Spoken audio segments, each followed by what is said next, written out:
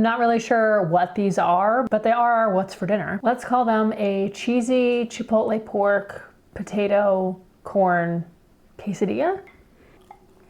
Whatever they are, they're delicious. Let me show you how I made them. This is another meal where I was trying to use up a bunch of different things in my pantry and fridge. So I started with 2 potatoes. I sliced those into very thin matchsticks because I wanted to just cook them in the pan. So they needed to be small enough for the outside cook it crispy, but the inside would still get soft without me having to boil them. So I took the potato matchsticks and threw them in a pan over a medium heat in a little bit of oil and cooked them for maybe 7 to 10 minutes. Then I removed them from the pan and threw in 1 pound of ground pork. Let that cook maybe 50% of the way through before I added salt, garlic powder, and cumin. And then I took a can of chipotle and adobo, strained off most of the juiciness from the can and just used the chipotles inside and mixed those into the ground pork. Once that was all the way cooked, I removed it from the pan. I had a couple ears of corn, and I actually used that like microwave trick where you microwave the ear of corn for like 3 minutes and then let it sit for another minute and then cut off the stem and it kind of slides out. I decorned the cob and I threw all of the corn into that same pan just to get it a little bit warm and cook it a little bit through. I seasoned it with some salt and garlic powder, and then I kind of had all my elements and I just needed to bring it together into one delicious bite. So I started off with some Tortilla Land taco tortillas. I've talked about these before. They're amazing if you don't have access to fresh, delicious tortillas. I cooked one of those tortillas in the pan and then I assembled my quesadilla. I sprinkled in some cheese, topped it with the ground pork, added the potatoes and corn, and then folded that in half and put it back in the pan so that the cheese could melt and everything could seal together a little bit. And this is what I'm left with. I'm serving it with a chipotle yogurt sauce, similar to like a chipotle sour cream. And here we have our meal.